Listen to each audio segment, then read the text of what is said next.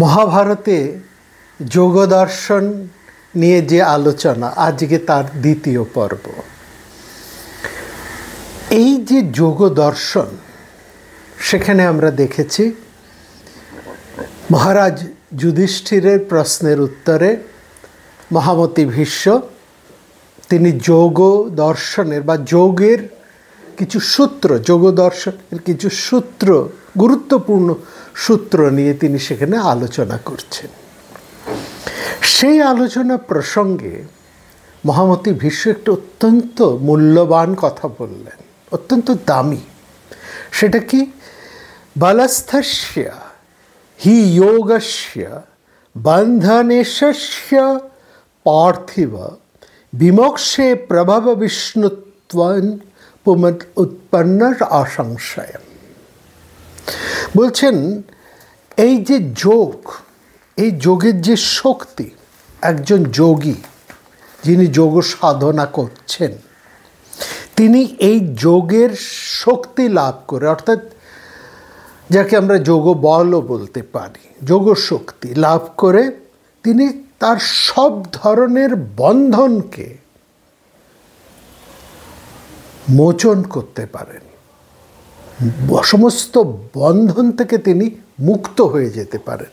এবং এই বন্ধন মুক্তিকে বলা হচ্ছে মোক্ষ বা মুক্তি লাভ। এবং এই সবটাই তার পক্ষে সম্ভবপর।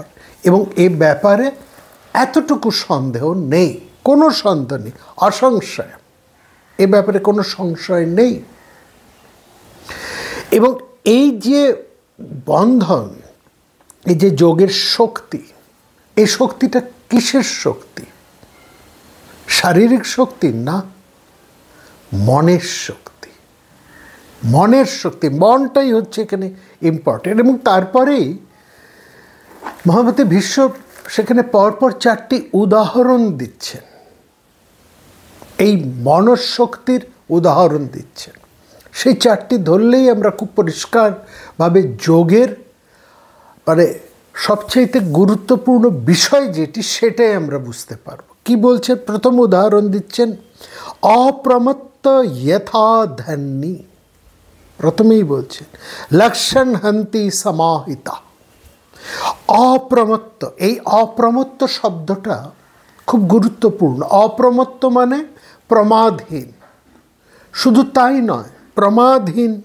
অনেকে বলছেন একাগ্রচিত্ত, শুধু তাও নয়, সাবধান এবং একাগ্র। সাবধানতা এবং একাগ্রতা, এই দুটি বিষয় যেখানে থাকে সেটাই হচ্ছে অপ্রমত্ত। অনেকে খুব সাবধান, কিন্তু তিনি কি একাগ্র? নাও হতে পারেন, নয়।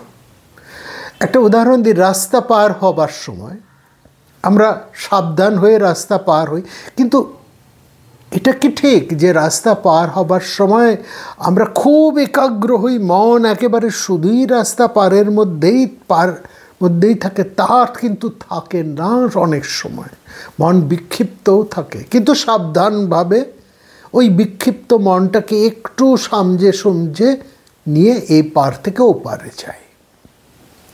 কিংবা একাগ্রভাবে যখন কেউ কিছু শোনেন বা যখন তিনি খুব একাগ্র কোনো একটা বিষয়ে, তখন কি তিনি খুব সাবধানী? না, এতটাই এতটাই তন্ময় হয়ে গেলেন যে তিনি গাড়ি চাপা পড়ে গেলেন। এটাও তো হয়। কিন্তু এই যোগীর বা যোগ, এটা কিন্তু এরকম কোনো মানে অবৈজ্ঞানিক বা অযৌক্তিক কোনো বিষয় নয়, এটা বোঝার। সেই জন্য এখানে শুধু একাগ্রতা বলা হচ্ছে না। তন্ময়তা শব্দের মধ্যে যতখানি একাগ্রতা আছে ততখানি সাবধানতা আছে, এই জায়গাটা বুঝতে হবে।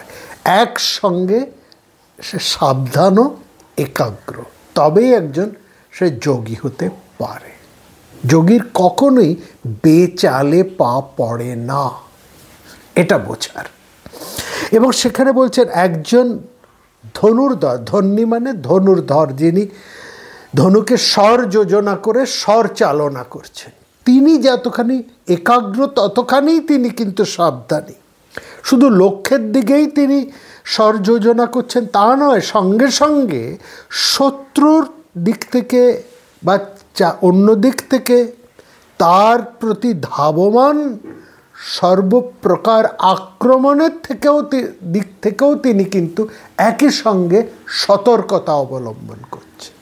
শুধু লক্ষ্যই তার প্রতি তার মন নিবিষ্ট নয়, এখানে অন্য দিক থেকে ধাবিত বিষয়ের তার দিকে ধেয়ে আসা বিষয় সম্পর্কেও সে কিন্তু সচেতন, সতর্ক, এইটা বোঝায়।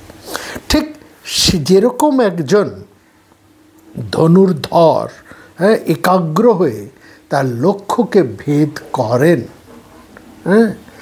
সাবধান ও একাগ্রচিত্ত হয়ে, সেই রকমভাবেই একজন যোগী যোগ সাধনার মাধ্যমে নিশ্চয়ই মুক্তি লাভ করেন। একেবারে খুব জোর দিয়ে এখানে বলা হচ্ছে, যুক্ত সম্যক তথা যোগী মোক্ষং প্রাপ্ততা অসংশয়।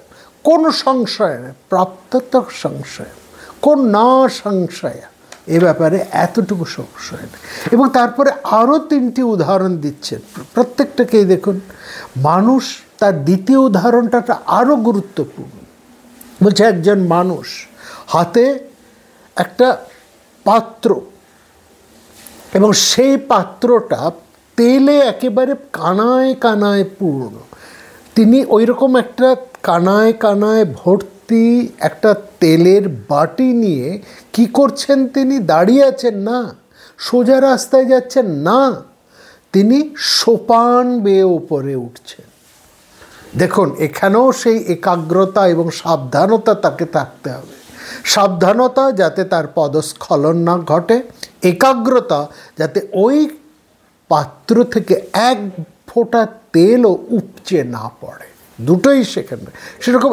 এইরকমই একাগ্র এবং সাবধানও নিয়ে ঠিক একরকমভাবে যোগী যদি তার সেই পরমাত্মার মধ্যে, সেই তার লক্ষ্য তো সেই পরমাত্মা, তার প্রতি যদি তিনি ঠিক একই রকমভাবে লক্ষ্য রেখে তিনি চলতে পারেন, সেই লক্ষ্য সম্পর্কে সেই পরমাত্মাকে এখানে বলা হয়েছে সূর্য।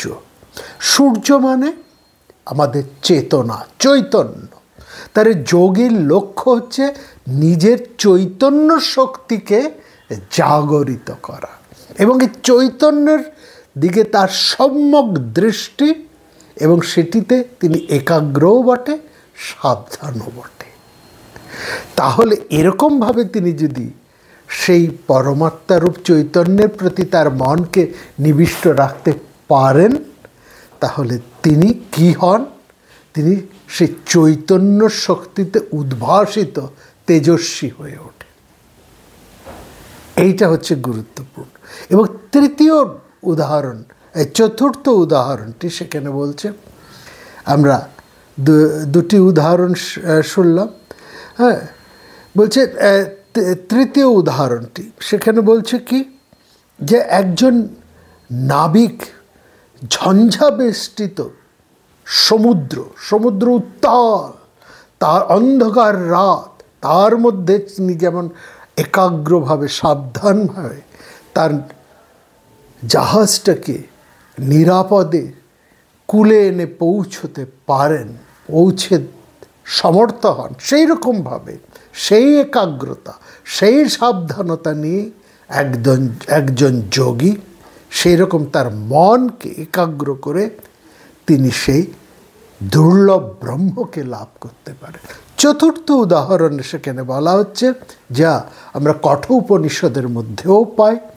সেখানে বলছে একজন সারথি তার রথের মধ্যে অশ্বকে সংযুক্ত করে একাগ্র চিত্তে যেরকম ধনুর্ধরকে নিয়ে 70 লক্ষের মধ্যে গিয়ে পৌঁছন, ঠিক সেরকমভাবে এখানে সারথি যে চালাচ্ছেন, অর্থাৎ আমাদের এই দেহ হচ্ছে রথ, তার মধ্যে অশ্বগুলো হচ্ছে আমাদের সমস্ত ইন্দ্রিয়।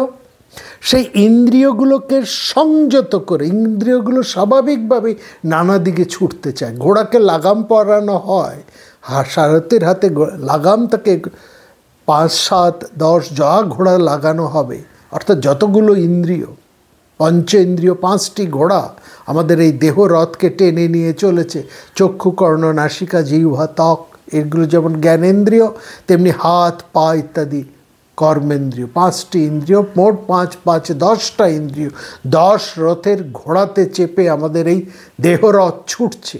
তার লাগাম কার কাছে? মনের কাছে।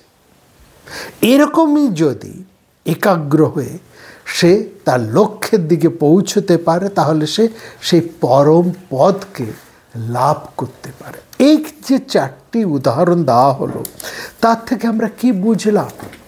যোগের আদত ব্যাপারটাই হচ্ছে মনকে নিয়ে। মনই এখানে প্রধান, অর্থাৎ মনের নিয়ন্ত্রণ হচ্ছে মূল কথা।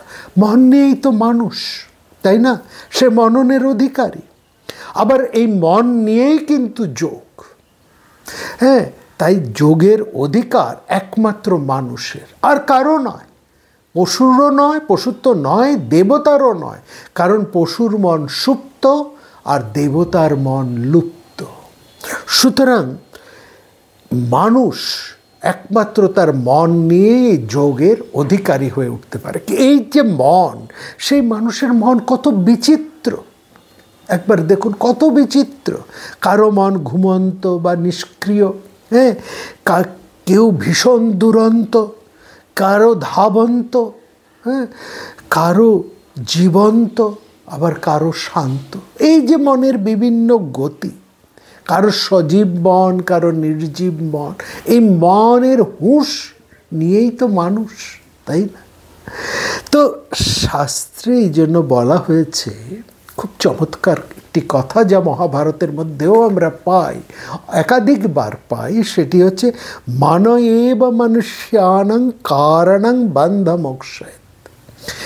মানুষের বন্ধন এবং মুক্তি দুইয়ের মূলেই আছে তার মনটি, মানুষের মন। মানুষের মন যদি মলিন হয় তাহলে সে বদ্ধ, আর তার মন যদি স্বচ্ছ হয়, নির্মল হয়, উজ্জ্বল হয়, তাহলেই সে মুক্ত। তাহলে এই মনের মালিন্য বা ঔজ্জ্বল্য নিয়েই তার বন্ধন বা তার মুক্তি ঘটে। এই যে মন এত রকমের হয় কেন? কারণ আমরা আগেই জানি, আলোচনা করেছি বহুবার, আমাদের শরীরের 3টি গুণ, 3বিধ গুণ, সত্য, রজ, তম। সুতরাং এই ত্রিগুণময় প্রকৃতির কারণেই আমাদের মন নানা রকমের হয়ে যায়। তাহলে মনটা কি না? মন হচ্ছে একটা আয়নার মতো, একটা আশ্চর্য আয়না। শুধু আয়না না, একটা আশ্চর্য আয়না, একটা দর্পণ। মনকে বলা হচ্ছে মনোদর্পণ।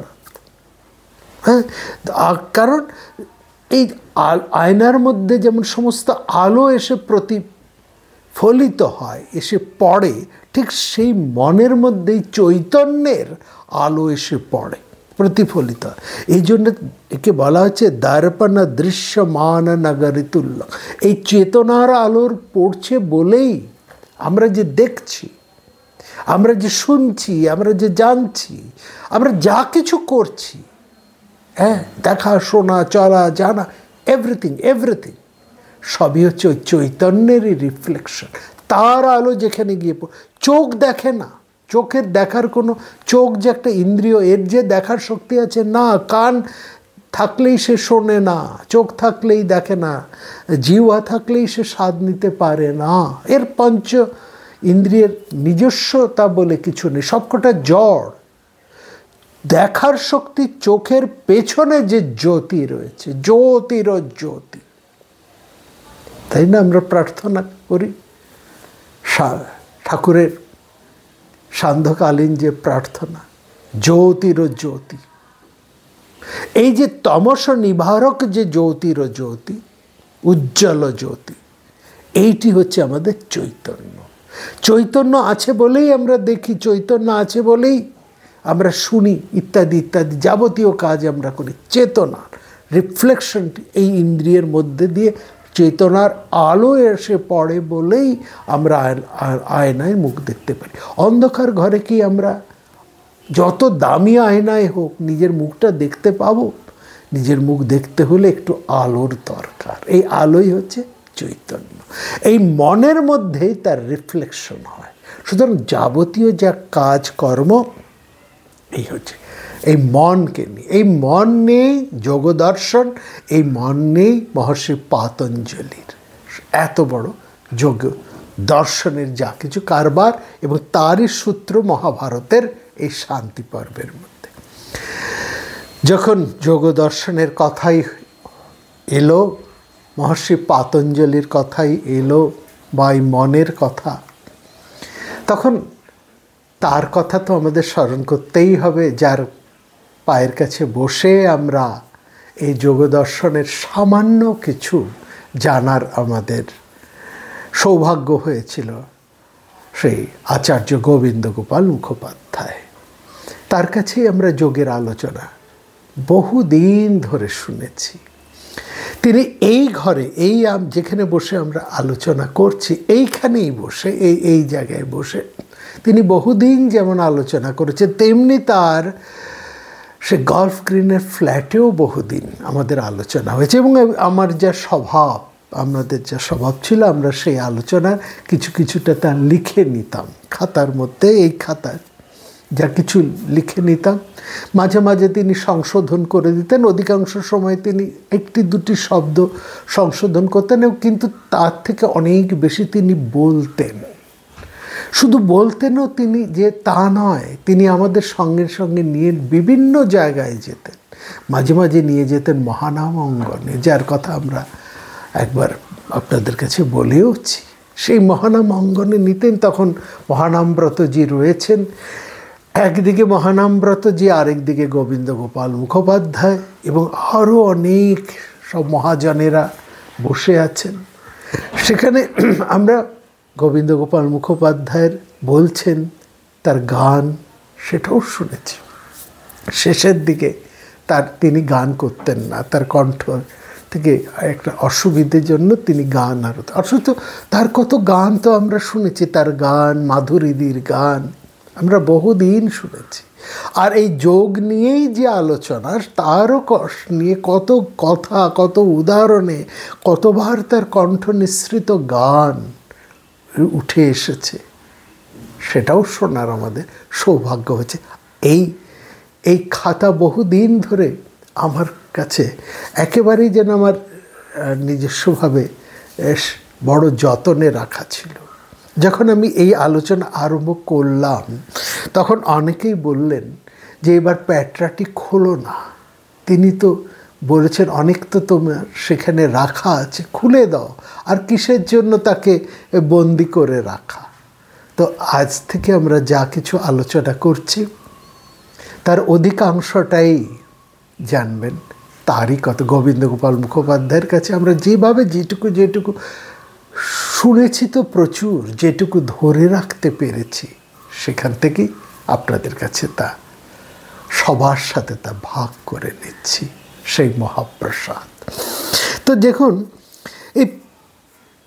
এই যে পাতঞ্জল দর্শন, যোগ দর্শন, সেখানে তিনি একদম পরিষ্কারভাবে তিনি বলছেন, এই মনের কথাটা বলতে গিয়ে, এই যোগের কথা বলতে গিয়ে বলছেন, প্রক্ষারূপং হি চিত্ত সত্যং রজস্তমভ্যম সংসৃষ্টম ঐশ্বর্য বিষয়ং প্রিয় ভবতি। অর্থাৎ চিত্তের সত্য হচ্ছে জ্ঞান, প্রক্ষা, মানে বিশুদ্ধ জ্ঞান, যাকে বলে প্রমা। কিন্তু সেই জ্ঞান যখন রজ এবং তম সম্পর্কে আসে, রজস্তমভ্যম, রজ এবং তমের সম্পর্কে আসে, তাদের সাথে যুক্ত হয়, তাদের প্রভাবান্বিত হয় যখন মন, তখনই তার বাইরের দিকে তার গতি হয়। সে তখন বাইরে ছুটে যেতে চায়, ঐশ্বর্য এবং বিষয়ের দিকে তখন তার গতি, সে তখন সেদিকে ছুটতে চায়। এটা যোগের ঐশ্বর্য নয়, এটা হচ্ছে সংসারের যে বিষয়, যে সম্পদ, ধন দৌলত, তার দিকে মন ছুটতে চায়। কিন্তু মনের সাধারণ উপাদানটা হচ্ছে, মনের সাধারণ উপাদান হচ্ছে প্রমা বা প্রজ্ঞা, অর্থাৎ সে জ্ঞান। কিন্তু মুশকিল হচ্ছে, যেটা এখানে বলা হচ্ছে, সেটা যখন এই রজ বা তমর সম্পর্কে আসে। রজ বা তম, রজ হচ্ছে রাজসিক, তম মানে তামসিক। এই যে শরীরের যে ধর্ম সত্যবৃত্তি ছাড়াও আরও যে দুটি বৃত্তি বা গুণ রয়েছে, তখন তার দ্বারা মনটা রঙিন হয়ে সেই দিকেই ছুটতে চায়, বিষয়ের দিকে। এইখানে এই মন ছুটছে কেন? কারণ রজগুণ, তার ধর্ম হচ্ছে চলমানতা, সে ছুটছে। তার ধর্ম হচ্ছে উত্তেজনা, অশান্ত। সেই জন্য মনও অশান্ত হয়ে উঠছে, শান্ত মন অশান্ত হয়ে উঠছে, বিক্ষিপ্ত হয়ে যাচ্ছে। আবার কখনো সে অবসাদগ্রস্ত হয়ে যাচ্ছে, অজ্ঞান অবৈরাগ এরপরে সে পড়ে যাচ্ছে, থাকছে, মূঢ় হয়ে যাচ্ছে। এটা হচ্ছে তার সেই তামসিক বৃত্তি যখন প্রধান হয়ে উঠছে, তখন সেই মন ওইভাবে শান্ত হয়ে ওই অবসাদগ্রস্ত হয়ে যাচ্ছে। তাহলে এই যে ঐশ্বর্য, এই ঐশ্বর্য হচ্ছে সব বাইরের ঐশ্বর্য। এই ঐশ্বর্যের কথা যোগদর্শন বলছে না, বলছে বাইরের ঐশ্বর্য, ক্ষণিকের ঐশ্বর্য, যা মিথ্যা অর্থাৎ অলিক, অলিক বা মিথ্যা অর্থে যা বিকার, বিকৃত অর্থাৎ যা চিরস্থায়ী নয়, একরকম যা থাকে না এবং পরিণামে যা দুঃখ দেয়, তার দিকে মন, সেই ঐশ্বর্যের দিকে মন ছুটে চলেছে। তার দিকে মনের এত নাচন কোদন, তার সব ছোটন, তার দিকে ছুটে চলা। কিন্তু তোমার অন্তরের যে ঐশ্বর্য আছে তার খোঁজ তো তুমি পেলে না। হ্যাঁ, তার বিপরীত ক্রমে তুমি মনটাকে নিয়ে এসো।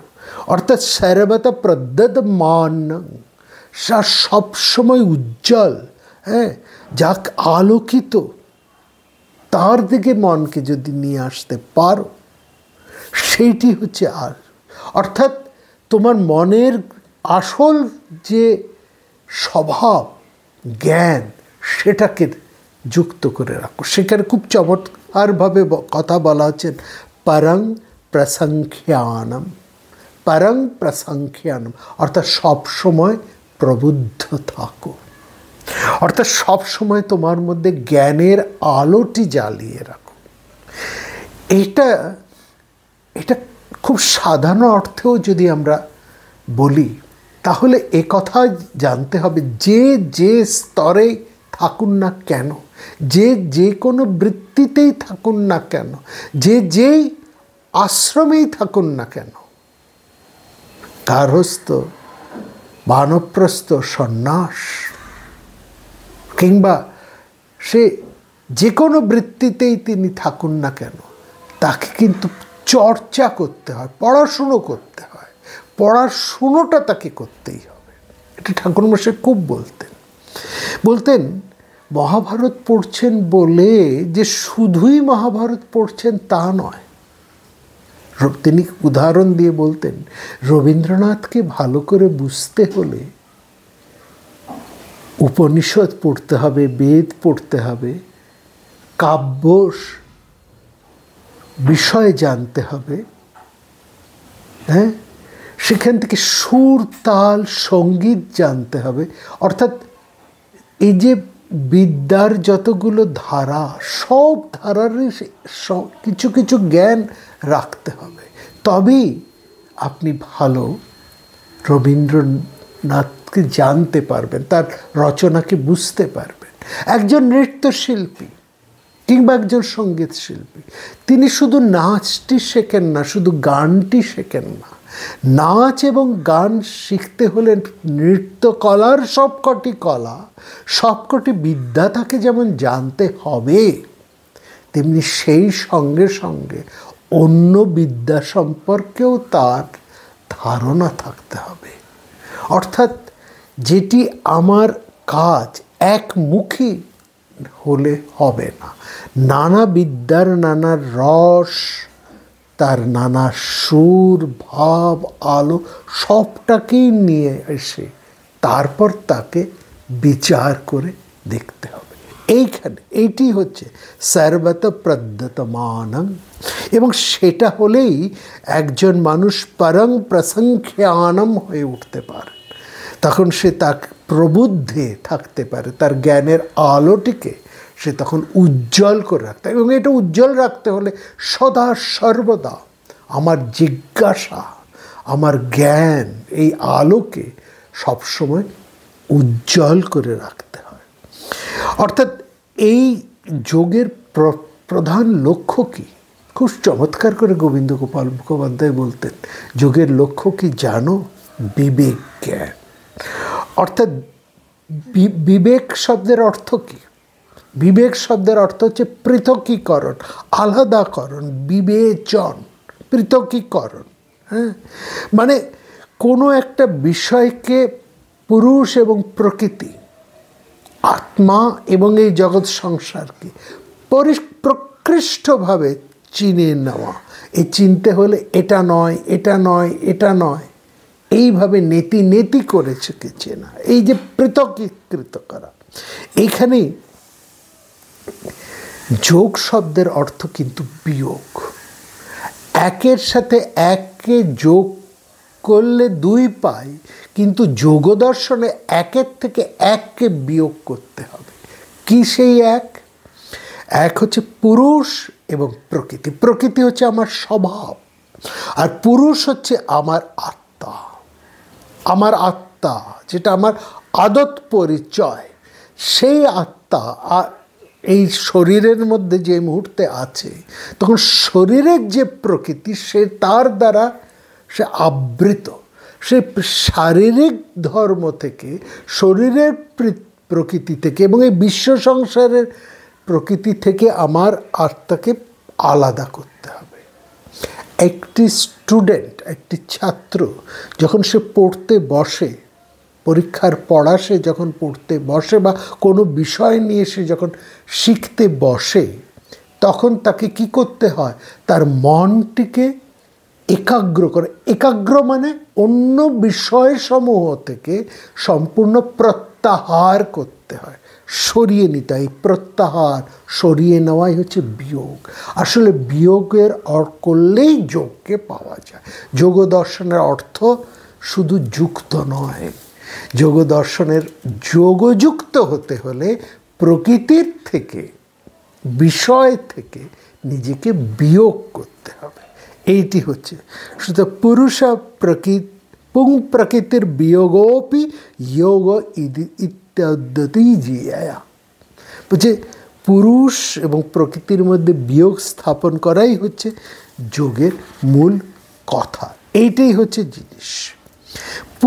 কারণ জানবেন, পুরুষের ইচ্ছা পূরণের জন্যই প্রকৃতি এই সংসারে তার পসারা সাজিয়ে বসেছে। প্রকৃতি তার রূপ, রস, বর্ণ, গন্ধ, শব্দ, স্পর্শ, যাবতীয় যে পসারা সাজিয়ে বসেছে কার জন্য? পুরুষের জন্য। নানান বিষয় রয়েছে। বাড়িতে অনেক কিছু রান্না হলো, কেউ সেটি খেলো না, স্বাদটি নিল না, তাহলে এই রান্না সবই তো ব্যর্থ হয়ে গেল। রান্নাটি সার্থক হয় যখন তার স্বাদ আস্বাদন করে একজন বলে, বাহ, বেশ রান্না হয়েছে। এই যে বাহ, বেশ, এই যে আস্বাদন, এটি কে করে? পুরুষ।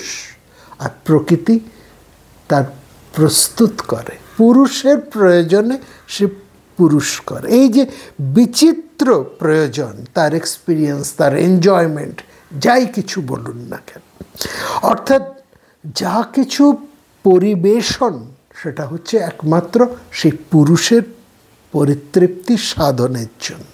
পুরুষই ভোক্তা, তিনি অদন করতে চেয়েছেন, ভক্ষণ করতে চেয়েছে, তাই এই অসংখ্য ভোগের আয়োজন। পুরুষ আত্মপুরুষ। পুরুষ প্রকৃতি বলতে কিন্তু এখানে নারী পুরুষ বুঝবেন না। পুরুষ মানে আত্মপুরুষ, পরমাত্মা।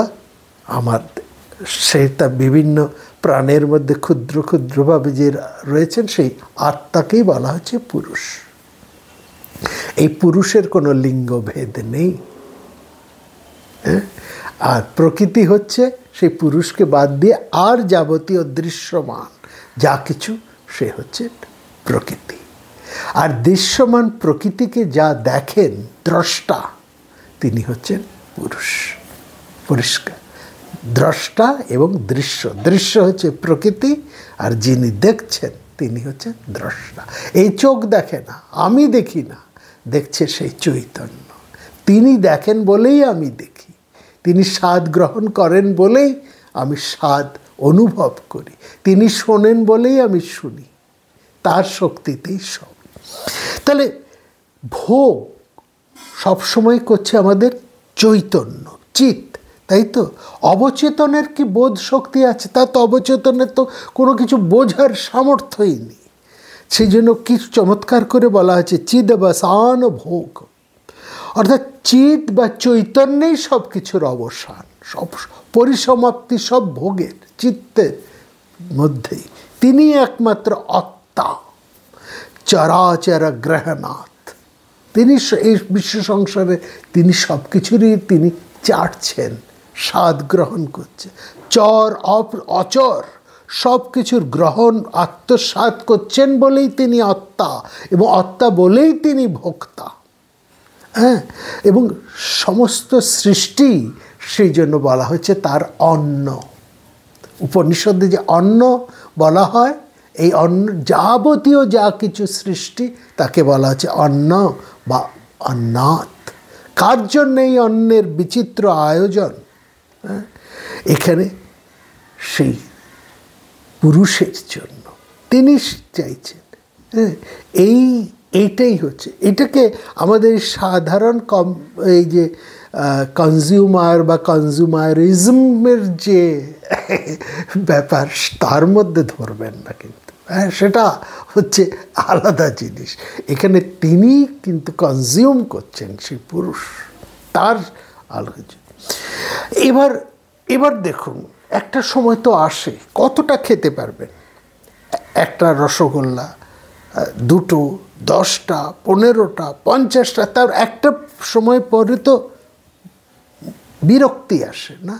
হ্যাঁ, মুখের রুচি আর থাকে না, ভোজনে আর রুচি থাকে না, ভোগের ইচ্ছে মেটে থাকে না। এই যে অরুচি, রুচির থেকে যে অরুচি, এটাই হচ্ছে বৈরাগ্য, যাকে বলছে একদিকে তৃষ্ণা, গ্রহণ করতে করতে বিতৃষ্ণা। হ্যাঁ, রুচি অরুচি, এই পুরুষ কখনো চায়, কখনো সে মুখ ফেরায়। তাহলে সে যখন চায় না, সে যখন ছুটি চাইছে, মুক্তি চাইছে, অপবর্গ যা বলা হচ্ছে, সেটাকে সম্পাদন করছে, সেটা ওই প্রকৃতি কিন্তু সম্পাদন করছে, তাই না? মুক্তির জন্যেই সেই জন্য আমাদের প্রকৃতিরই মুখোপেক্ষী হয়ে থাকতে হচ্ছে। এবং এই একটু তার ইশারা বা ইঙ্গিত, হ্যাঁ, একটু ইশারা, অমনি পুরুষস্য বিমোক্ষার্থং প্রবর্ততে অব্যক্তম। পুরুষকে মুক্ত করার জন্য অব্যক্ত বা প্রকৃতি পরিবর্তিত হচ্ছেন, প্রবর্তিত হচ্ছেন। তিনি একটা ধারায় যাচ্ছিলেন, এবার উজান মুখে চলেছেন, তার ধারাটাকে পাল্টে দিয়েছেন। এই যে মুক্ত করার যে ধারাটা, এই ধারাটার কথাই আমাদের শোনাচ্ছে যোগ দর্শন। কী করে আমরা পালট যেতে পারি, উল্টো দিকে যেতে। এতদিন তো ছুটছিলাম ভোগের স্রোতে, নিম্ন ধারায়, সেটা ভয়ঙ্কর পিচ্ছিল, একেবারে হড়হড় করে নেমে যাচ্ছে। সেখানে একটা জায়গায় আমরা খিল দিলাম, বাদ দিলাম। চিত্ত একটা নদীর মতন, কিন্তু নদীর যেমন দুটো প্রবাহ থাকে, জোয়ার এবং ভাটা, চিত্ত নদী উভয়ত বাহিনী, বাহতি কল্যাণায় চ বাহতি পাপায় চ। কল্যাণের দিকেও ছোটে, পাপে খিলীকৃত। অতএব বলছেন যোগদর্শ পতঞ্জলি বলছে, এবার খিল দাও, বাঁধ দাও। এই বাঁধটি দিয়ে, এই বাঁধ হচ্ছে আমাদের চেতনা, আমাদের বিবেক, বৈরাগ্য। কোথায় ছুটছি, কোথায় যাচ্ছি, ভোগের কি শেষ আছে? এই যে আমরা বলেছি এই সমগ্র পৃথিবী, 7টা পৃথিবীর ঐশ্বর্য এক পুরুষের ভোগের জন্য যথেষ্ট নয়। সুতরাং তার মধ্যে যখন সেই অরুচি, বিরক্তি আসবে, সেইটাই বৈরাগ্য। এই বৈরাগ্যটাই হচ্ছে বাঁধ। তখন গতি উল্টো দিকে চলল, যা জোয়ারের দিকে চলছিল এবার যা চলল উজানকে ভাটার দিকে। ঠিক আছে, তো এই মুক্ত করার কথাটাই বলছে। সেখানে মিশ্রণ থেকে পুরুষকে মুক্ত করছে। মিশ্রণ কিসের থেকে? মিশ্রণ সাংকর্য। কিসের সাংকর্য? প্রকৃতির সাথে, বিষয়ের সাথে যে তার মিশ্রণ, তার থেকে তাকে মুক্ত করা হচ্ছে। এর কথাই এখানে বলা হচ্ছে। এবং তখন আমাদের মনে হচ্ছে ওইখানে যিনি বসে আছেন সে রাজার রাজা, তাকে একবার দেখতে চাই। কে চালাচ্ছে? তখন আমাদের এই আহাটা হয়, আমি তো করছি না, আমি তো দেখছি না। হ্যাঁ, আমি যখন ঘুমিয়ে থাকি তখন তো আমি স্বপ্ন দেখি, স্বপ্ন যখন ঘুমিয়ে পড়ে তখনও তো একটা জাগ্রত অবস্থার মধ্যে আমি থাকি, যে কি গভীর ঘুমিয়ে আমি নিমগ্ন হয়েছিলাম। কে জানলো যে আমি খুব গভীরভাবে ঘুমিয়ে আছি? জেগে যখন আছি কত কি দেখছি, ঘুমিয়ে পড়লে এই দেখাই স্বপ্নে এসে আমার মধ্যে ফোটে। এক সময় স্বপ্নও তো ঘুমিয়ে পড়ে। স্বপ্নও যখন ঘুমিয়ে পড়ছে, এই যে গভীরতা, সুষুপ্তি, সুষুপ্তি, আমি যে গভীরভাবে ঘুমিয়ে পড়েছি, আমি যে স্বপ্ন দেখছিলাম, বা আমি স্বপ্নেরকেও ঘুম পাড়িয়ে দেওয়া হয়েছে, স্বপ্নও ঘুমিয়ে পড়েছে, এটা আমি জানলাম কি করে? তার মানে আমি দেখি না, আমার মন দেখে না, পেছনে একজন কি আছে। কে সে? সেই হচ্ছে রাজার রাজা, সেই হচ্ছে আত্মান, সেই হচ্ছে আমাদের চৈতন্য, তাকেই বলা হচ্ছে ব্রহ্ম। যোগ বলছে এসো, আমার সঙ্গে এসো, তুমি সেই রাজার রাজাকে দেখতে চাও, তার সঙ্গে আমি তোমাকে দেখা করিয়ে দেব। তিনি কোথায় থাকেন? খুব চমৎকারভাবে এই মহানাম অঙ্গনে আমরা গিয়েছিলাম, গোবিন্দ গোপাল মুখোপাধ্যায় তিনি আমাদের নিয়ে গেছেন। মহানাম অঙ্গনে কীর্তন হচ্ছে, আর তার মধ্যে আমরা একটি ঘরে প্রবেশ করলাম। সেখানে মহানাম ব্রতজি বসে রয়েছেন, একদিকে গোবিন্দ গোপাল মুখোপাধ্যায়, একদিকে মহানাম ব্রতজি, আর তাদের দুজনকে ঘিরে বহু বহু মহাজনেরা বসে আছেন, জ্ঞানীগুণী মানুষেরা। আমাদেরও ওই কোণে তৈলবাটের মতন একটি ঠাঁই হলো, আমরাও শুনছি। গোবিন্দ গোপাল মুখোপাধ্যায় বলছেন, কিছু বলুন, বলুন, এই মনের কথা বলুন, মনের কথা বলুন। মহানাম ব্রতজি অপূর্ব একটি গান ধরলেন, অপূর্ব একটি গান। আজও সেই গান আমাদের কানে এখনও রয়েছে।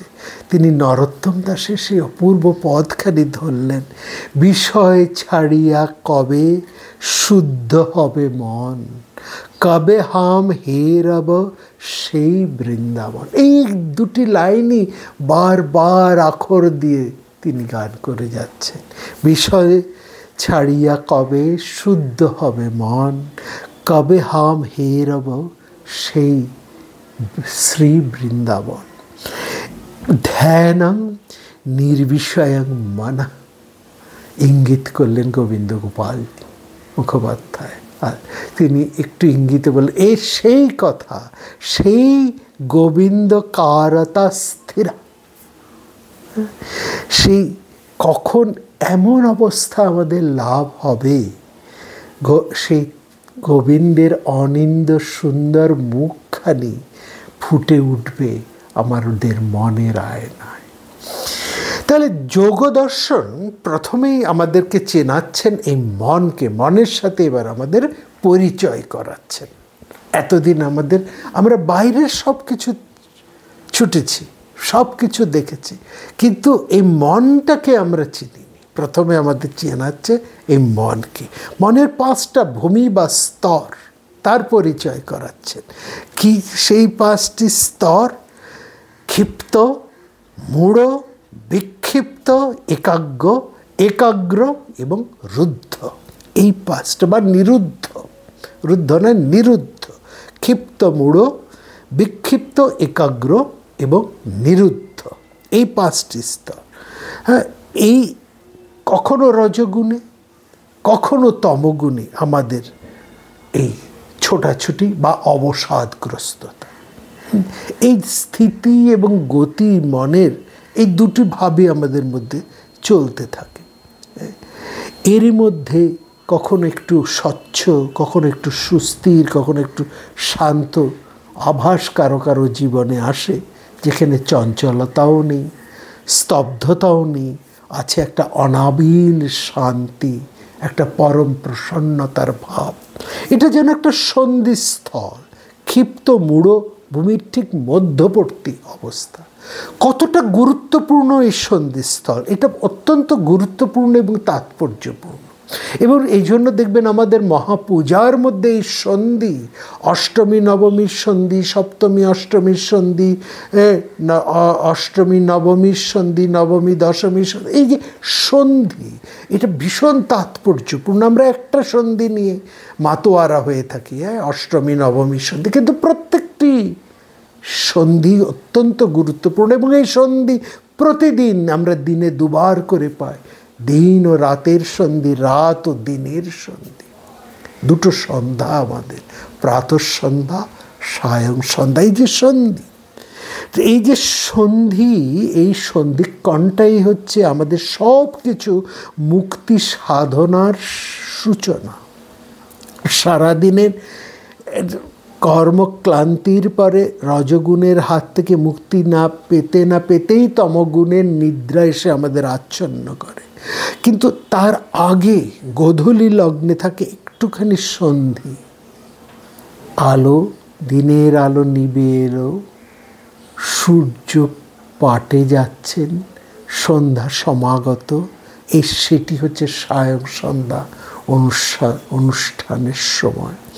মধ্যাহ্নকালেও আবার একটা সন্ধি আছে, আবার যেমন আছে মধ্যরাত্রে মহানিশায় সন্ধি আছে। তবে ওই মধ্যাহ্ন সন্ধি বা মধ্যরাত্রের সন্ধি তো আমরা তেমনভাবে ধরতে পারি না, বুঝতেও পারি না। মধ্যাহ্নকালীন সন্ধি দিনের আলো বাড়তে বাড়তে চরম, আবার তার থেকে আস্তে আস্তে সেটা শান্ত, সমাহিত, ম্লান হয়ে আসছে।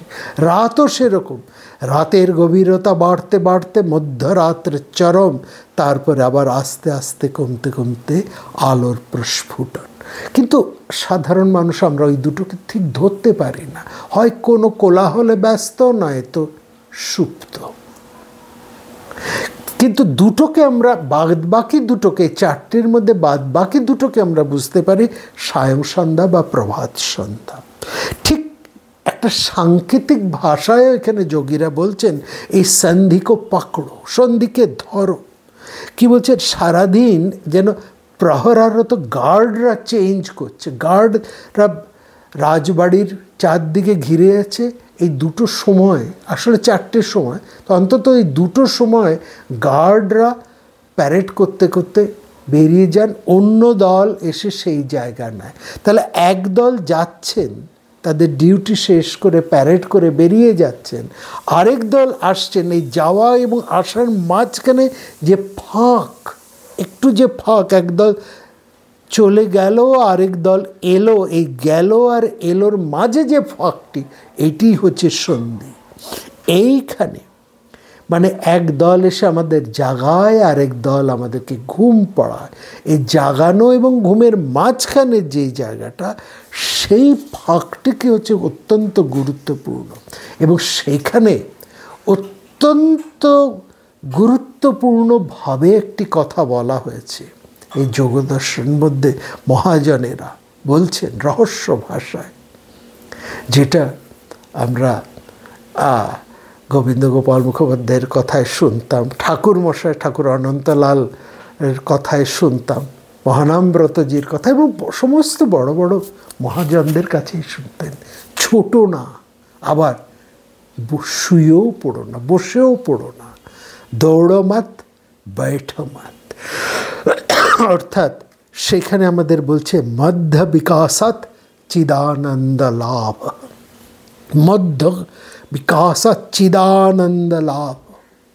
মধ্য ভাবের মধ্যে থাকো, অর্থাৎ ছোটাছুটিও করো না, আবার উত্তেজিত হয়ে ওঠো না, আবার অবসাদগ্রস্ত হয়ে থমকে বসেও পড়ো না, নিজেকে সংযত রাখো।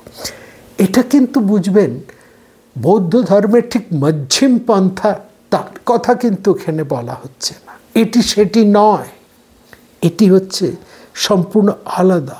অর্থাৎ এমন একটা অবস্থা দাঁড়াও এসে সেখানে, হ্যাঁ, ইয়াত্র হরণনা সারবারি, বলছেন যেখানে আলো নেই, অন্ধকারও নেই, সূর্যও নেই, চন্দ্রও নেই, ইড়াও নেই, পিঙ্গলাও নেই, উদয়ও নেই, অস্তও নেই, একলা এবং স্থাতা, মাঝের একটি বিন্দুতে, একটি ক্ষণে সুষুম্নার পরম সেই সুখময় মুহূর্তের মধ্যে সজাগ সতর্ক হয়ে অবস্থান করো, একবদ্ধ হয়ে, একাগ্র হয়ে। মধ্য বিকাশাৎ চিদানন্দ লাভ। আধ্যাত্ম সাধনার একটি অত্যন্ত গুরুত্বপূর্ণ ইঙ্গিত এটি।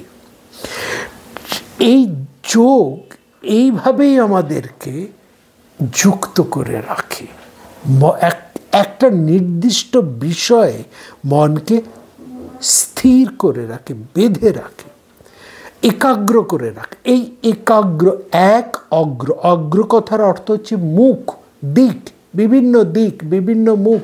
এই যে বিভিন্ন দিকে আমরা ছুটছি, এমনিতে আমাদের 10 দিক, ঊর্ধ্ব অধ আর বাকি 8টে দিক, পূর্ব পশ্চিম উত্তর দক্ষিণ, হ্যাঁ, ঈশান নৈঋত, এই যে 10 দিকে আমাদের ছোটা, ঊর্ধ্ব অধ সব দিকে। এই দিক বা বহু মুখ থেকে একটি মুখের দিকে মনকে সুস্থির করে বেঁধে রাখো, এটাই হচ্ছে যোগ।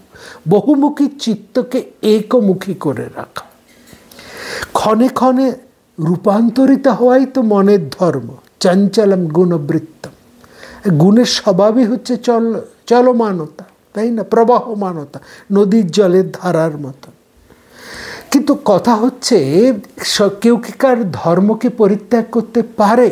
মনকে তার কোনো বিষয় তো তার ধর্ম থেকে তাকে আলাদা করা যায় না। আগুনকে যদি আমরা বলি আগুনের মধ্যে তার জ্বালাবার শক্তি থাকবে না, দাহিকা শক্তি থাকবে না, তাহলে তো সেটা অগ্নিই হবে না। বাতাসের মধ্যে সেই প্রবহমানতা যদি না থাকে তাহলে তো সেটা বাতাসই হবে না।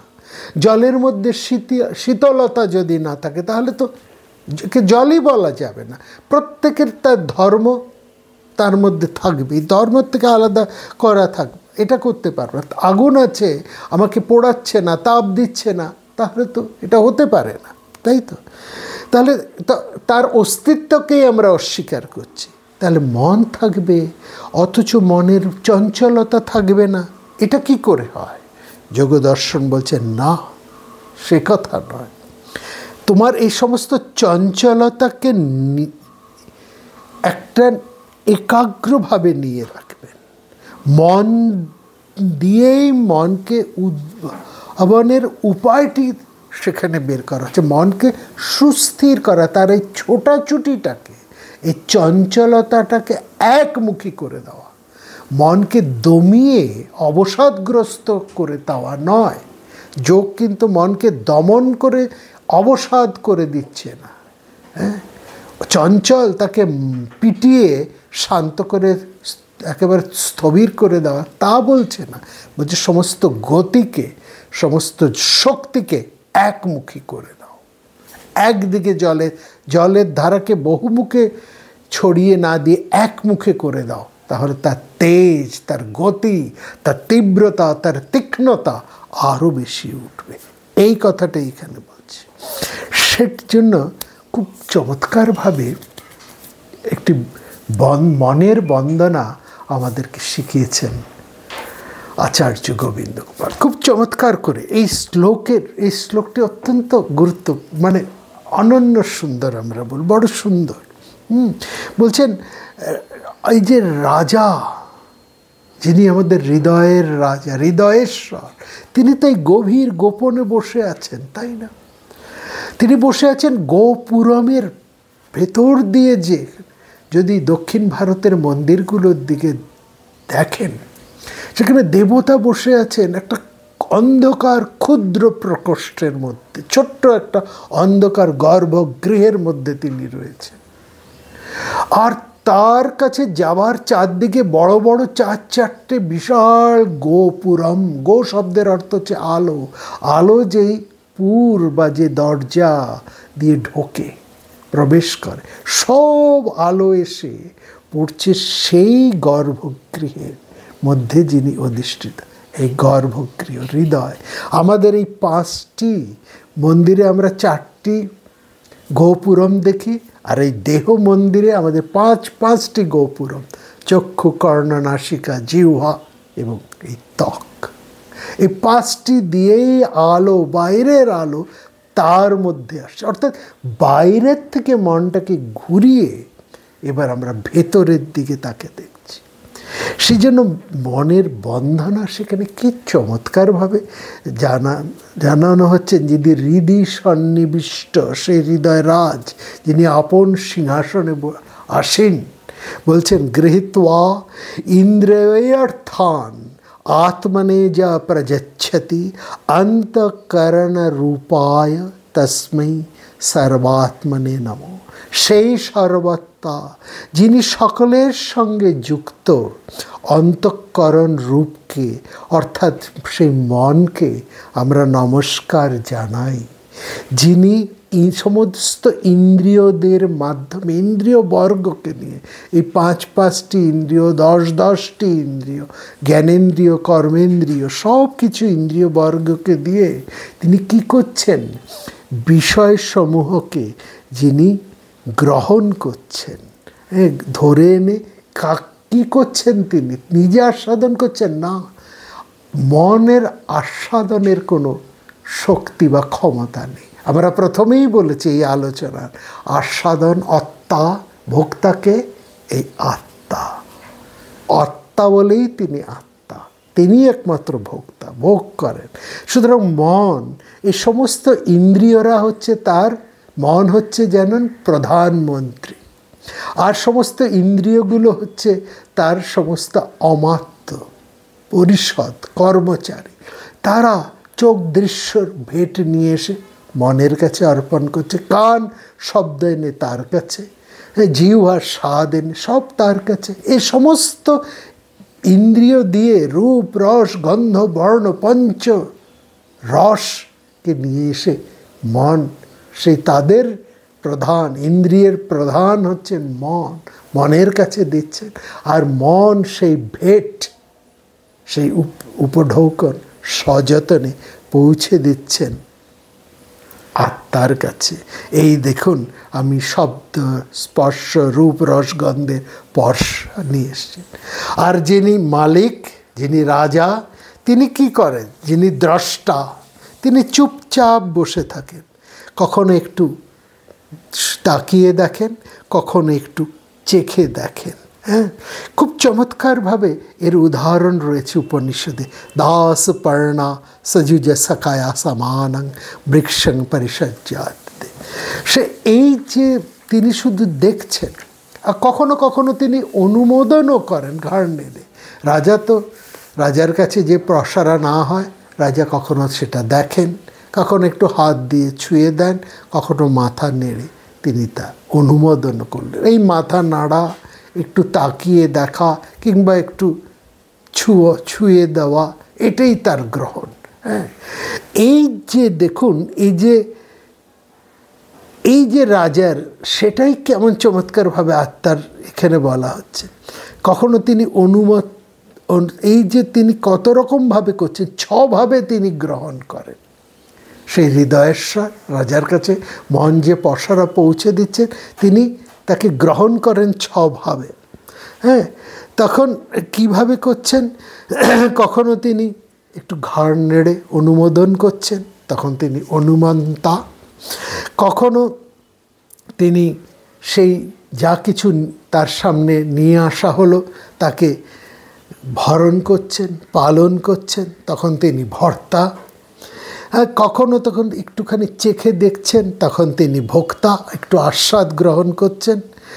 আসলে তিনি মহেশ্বর হয়ে সব কিছুর মালিক তিনি। এই রাজকর্মচারীরা রাজ্যের বিভিন্ন স্থান থেকে যা কিছু নিয়ে এলো সব কিছুর মালিক তো তিনি। তার বাইরের অন্য কেউ তো মালিক, অন্য কারো কাছ থেকে তো তিনি ছিনিয়ে আনছেন না, তিনিই মালিক। তার কাছেই তার পসারা আমরা সাজিয়ে দিই। ঈশ্বরকে আমরা যা নিবেদন করি তা তো তারই সৃষ্ট জিনিস, তার মালিক তিনি। তার সৃষ্ট বিষয়গুলি আমরা সুন্দর করে সাজিয়ে তার কাছে নিয়ে আসি।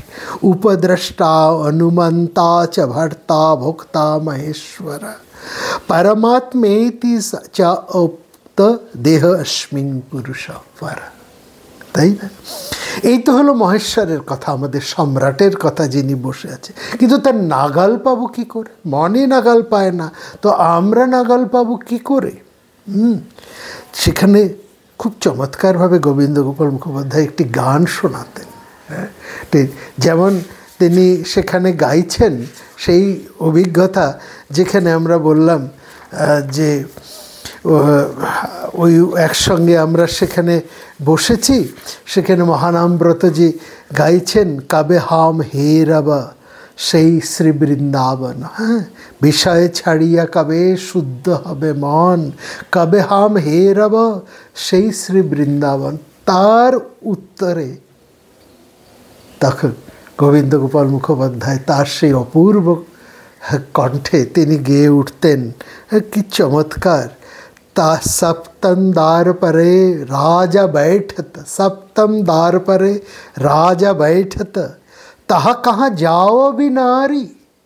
কি করে সেখানে যাবি? ওরে সপ্তম দেউড়ির পরে রাজা বসে আছে, ওরে নারী, ওরে অবলা, জীব মাত্রেই অবলা। তার শক্তিতে যেহেতু আমরা শক্তিমান, সুতরাং আমরা অবলা, সেখানে কি করে যাবি? সেখানে বলছে দেবতারাও সেখানে যেতে পারে না, তাদেরও প্রবেশ নিষেধ। ঈশোপনিষদের মধ্যে বলছেন নৈনদ দেবা আপনুবান, দেবতারাও তাকে পান না। কে দেবতা? আমাদের ইন্দ্রিয়বর্গ, চোখের দেবতা, কানের দেবতা, হ্যাঁ, গন্ধের দেবতা, স্বাদের দেবতা, প্রত্যেকটা ইন্দ্রিয়র এক একজন দেবতা। মন হচ্ছে সব দেবতার শ্রেষ্ঠ, তিনি ইন্দ্র।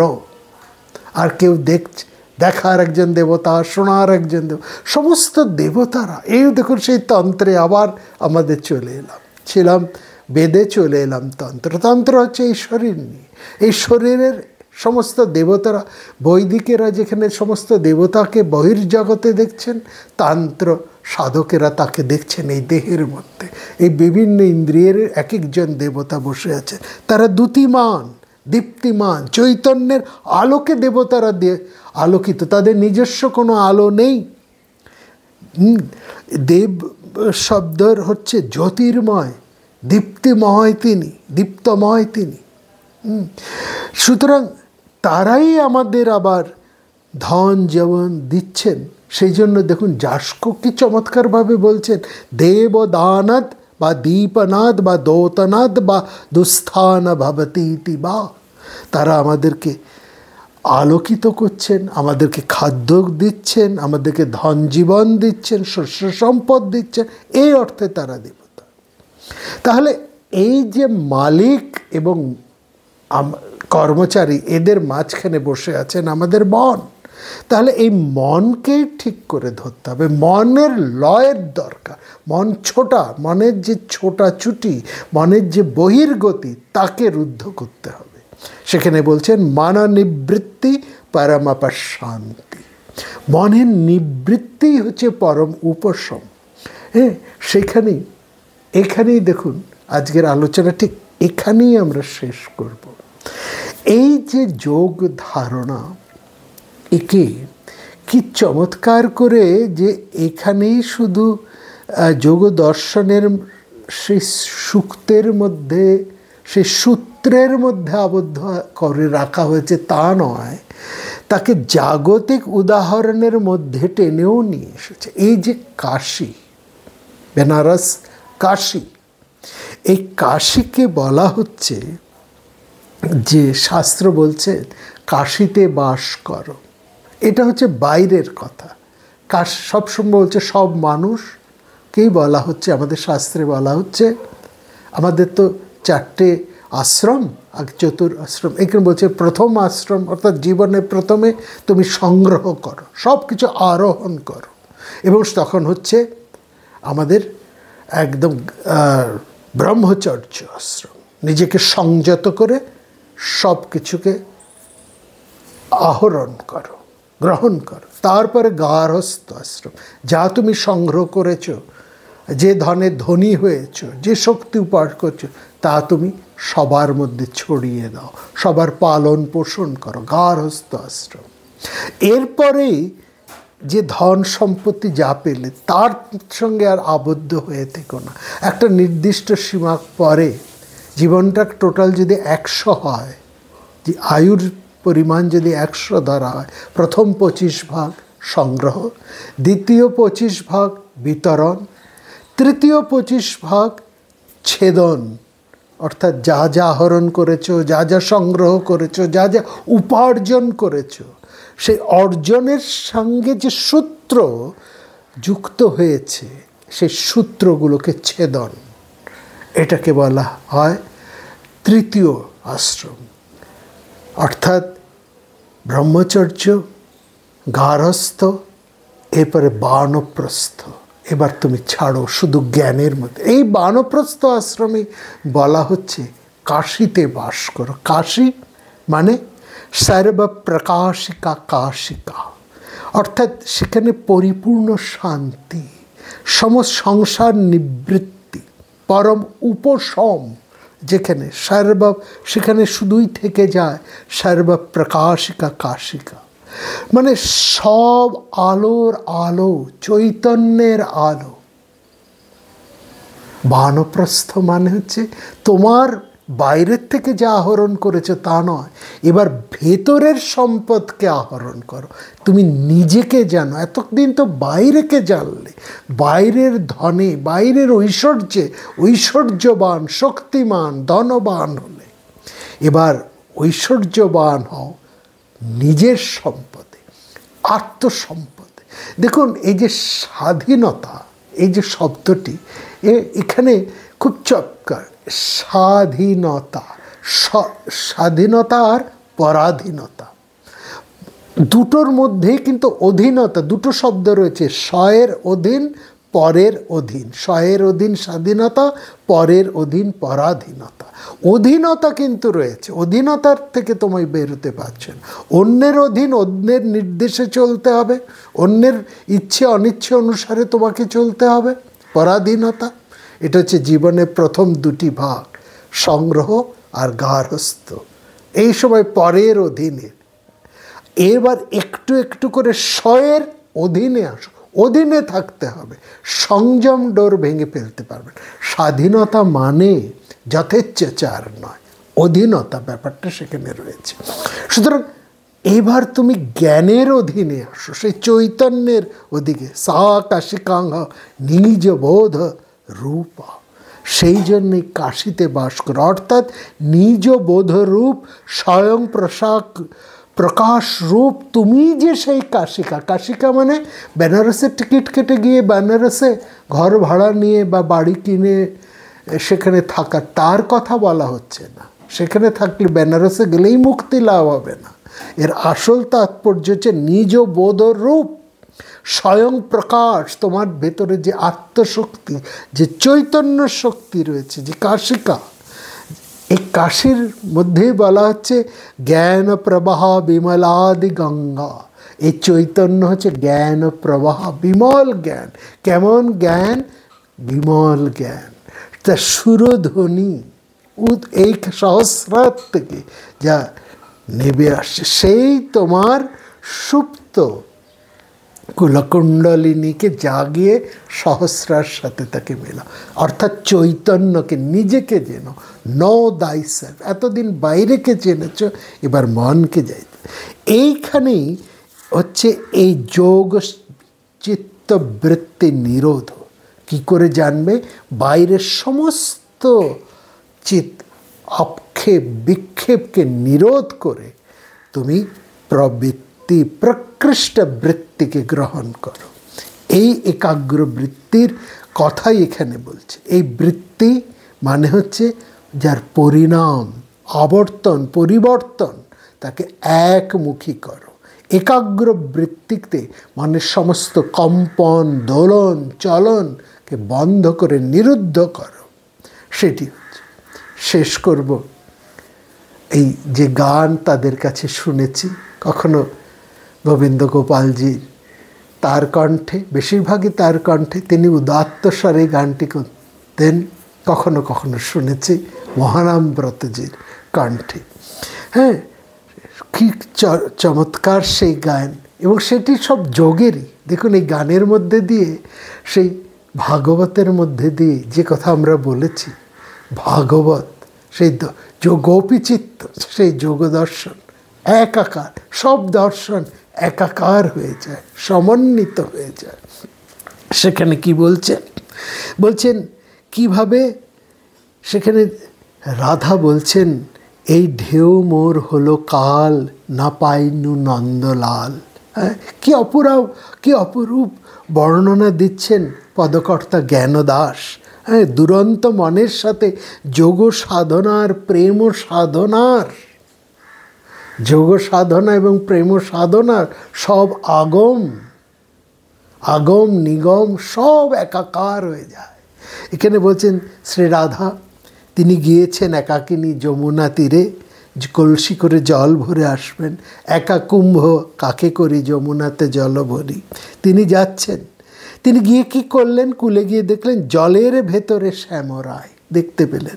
অনিন্দ সুন্দর তার ভুবন মোহন মূর্তি, কি চমৎকার তার বর্ণনা। ফুলের চূড়াটি মাথে, মোহন মুরলী হাতে। হ্যাঁ, দেখা মাত্রই আকুল হয়ে উঠলেন শ্রীমতী তাকে পাওয়ার জন্য। এবার কিন্তু দেখা দিয়েই পুনঃ কানু জলেতে লুকায়। দেখা দিয়েই আবার অদর্শন, দর্শন অদর্শন, সঙ্গে সঙ্গে অনেক শ্রীমতী অনেক চেষ্টা করছে। তার ধারণা হলো জলের মধ্যেই তিনি আছেন, ধারণা হলো। তিনি কি করলেন? অনেক প্রবন্ধ করি ধরিবারে যাই হরি, ধীরে ধীরে কর বাড়াইন। রাধা তাকে ধরবার জন্য হাত বাড়ালেন, অনেক চেষ্টা করলেন তাকে ধরার জন্য। কর বাড়াইয়া যাই আর দেখিতে না পাই। শেষে কি হলো? আকুল হইয়া জলেতে ডুবিল। এগিয়ে যান, দেখতে পান না, আকুল ব্যাকুল করে তিনি ঝাঁপ দিলেন ধরার জন্য যমুনার জলে। ভাবলেন জলের তলায় তিনি রয়েছেন, আত্মগোপন করে রয়েছেন, জলে ঝাঁপ দিয়ে তাকে পেলেন। ফল কি হলো? ডুব দেওয়ার ফলে জল আরও তোলপাড় হয়ে গেল। হ্যাঁ, আর যেটুকু তিনি তার মধ্যে ছায়াটা দেখতে পাচ্ছিলেন, রূপটা দেখতে পাচ্ছিলেন, তো জলের তোলপাড়, জলের মধ্যে অশান্ত বিক্ষিপ্ত জলের মধ্যে ঢেউ উঠল। সেখানে তিনি ঝাঁপিয়ে পড়েছেন বলে আন্দোলিত জল, ঢেউ মোর হলো কাল, না পাইনু নন্দলাল, উঠিলাম যমুনার তীরে।